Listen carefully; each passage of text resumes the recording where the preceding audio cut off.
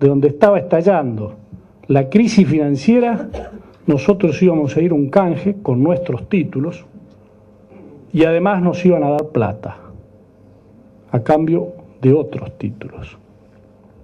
Ofende la inteligencia de cualquiera. Tercera medida, a mi criterio, equivocada post-crisis. Estaba en el Congreso de la Nación en tratamiento del presupuesto. He sabido que los instrumentos de política de corto plazo, de política económica, son política fiscal, política monetaria, la política de ingresos, incluyendo en esa la cambiaria. Y la política fiscal es un instrumento potente para trabajar el ciclo de corto plazo. Es uno de los instrumentos más potentes. Y la política fiscal se refleja año a año en una ley, que es la ley de presupuesto, que más allá que esta con los superpoderes pierde valor y con los decretos de necesidad de urgencia pierde otro poco más de valor, pero es la expresión de hacia dónde va la política fiscal el próximo año. Con la existencia de los superpoderes y los decretos de necesidad de urgencia, pierde todo valor para saber exactamente dónde se van a asignar las partidas. Pero lo que no puede cambiar el decreto de necesidad de urgencia ni los superpoderes es la orientación de esa política fiscal. Cuando uno la fija, está medianamente diciendo hacia dónde va. Si no cambia impuestos, si mantiene determinada estructura impositiva, si mantiene determinada estructura del gasto, está orientando hacia dónde va. Ese presupuesto había sido elaborado antes de que la crisis se desatara. Mi trabajo en algunos otros tiempos, mis responsabilidades gubernamentales en algún otro tiempo, me hicieron tener que hacer presupuestos y llevarlos a la legislatura provincial. Me tocó mucho más, nunca le daba plata al Ministerio de la Producción, digo porque está mi amigo Tato Brown acá adelante, que creo que tiene alguna factura para pasarme, y me tocó llevar al Congreso de la Nación el presupuesto 2003. Y cuando uno hace un presupuesto, por los tiempos materiales que lleva, solamente por los tiempos materiales que lleva de confeccionar un presupuesto, generalmente las pautas macroeconómicas, el crecimiento de la economía, la inflación esperada, el tipo de cambio, todas esas cosas donde después se apoyan el cálculo de recursos para elaborar el presupuesto, y se hacen para entrar al Congreso, como entra en tiempo constitucional a mediados de septiembre, esas pautas generalmente se dan en julio, más o menos, porque si no, no hay tiempo material para llegar con el presupuesto a septiembre. Entonces, en medio de la crisis, se aprueba un presupuesto elaborado con pautas en julio. Por supuesto, ese presupuesto tiene, por ejemplo, como valor del dólar, 3.19. Y cuando lo estábamos votando, yo no lo voté, ya estaba en 3.20 y pico. Y teníamos el jefe de gabinete que decía, queremos que para fin de año sea 3.35. No solo no es 3.19, sino que Dios nos libre y nos guarde si llega a ser 19 a nuestros exportadores, a nuestra industria nacional, a nuestro empleo nacional. Entonces, algunos pedimos a los gritos que no se apruebe el presupuesto. Si lo precisamos el 1 de enero del año que viene, esperemos, veamos a dónde termina de decantar, dónde están las consecuencias de la crisis, y usemos ese instrumento que es tan potente, que es el presupuesto y que define la política fiscal para el año que viene, cómo nos protegemos de las consecuencias de la crisis. Si no queremos reconocer que hay que arreglar errores del pasado, no podemos dejar de reconocer que por lo menos hay que proteger lo más posible, protegernos los argentinos lo más posible de las consecuencias de la crisis. Y el presupuesto es un instrumento importante para protegernos. El presupuesto no solo tenía 3.19, sino que remarcaba aún más a través de un artículo de que las reservas del Banco Central son para pagar deuda en moneda extranjera.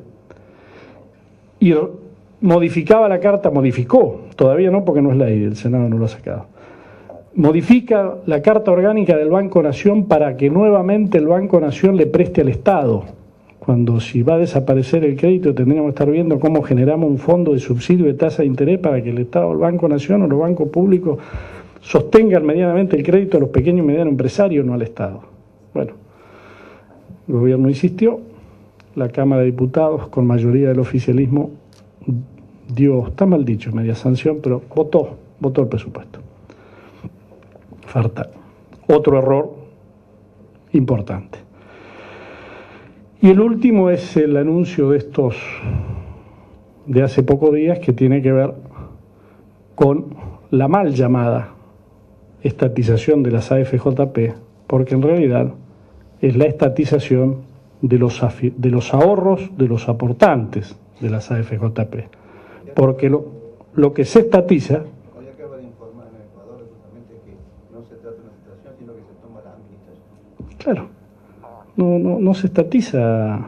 Las AFJP son administradoras, los fondos no son de la AFJP. Entonces, en todo caso, discutamos cuál es la mejor manera de administrarlo, que yo creo que merece una discusión profunda discusión. Pero no, viene un proyecto de ley, muy pobre por cierto, en términos de estructura jurídica para tamaña decisión, y que quiere ser tratado en 15 días en la Cámara de Diputados. Como fracasó la sesión de ayer, que iba a votar una preferencia para que ya se pudiera tratar la semana que viene, están hablando el oficialismo de hacer una sesión especial para tratarlo la semana que viene. Y yo soy aportante al sistema de reparto. Mi concepción y mi filosofía y mi ideología no me pone del lado de los que tienen prejuicio de que el Estado es malo y lo privado es bueno, para nada. Soy afiliado y aporto a una caja estatal, a un sistema de reparto solidario. Pero bueno, el Estado hay que mirarlo con una noción de continuidad, la nación es una noción de continuidad. Y este Estado, a instancias de este gobierno y por ley del Congreso que yo voté, el año pasado a los 9 millones, en ese momento 10 millones, algo más de 10, de afiliados, aportantes menos, 4 millones de aportantes activos.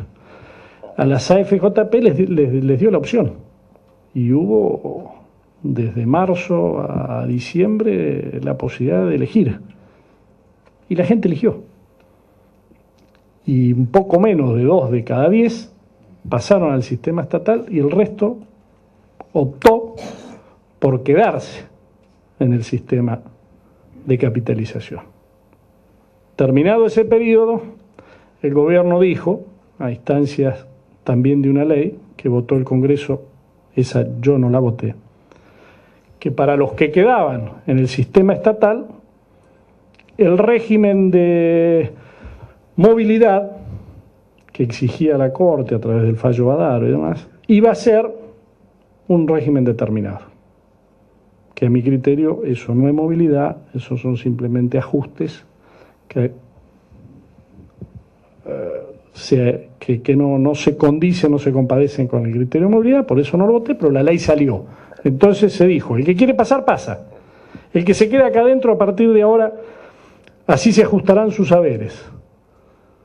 No pasaron 60 días, mucho menos, y dijeron, el que quiso pasar, pasó, el que no quiso pasar, va a pasar igual. Y además, algo que ha pasado desapercibido, y yo se lo pregunté a esta nueva estrella ascendente cuando fue al Congreso, que es el director ejecutivo del ANSES, si pensaban modificarlo, porque una cosa que ha pasado desapercibido es que la cláusula de ajuste que se votó en la ley hace 60 días, este cambio la modifica. Porque esa cláusula tiene en el numerador evolución de salarios e ingresos tributarios y tiene en el denominador, beneficiarios.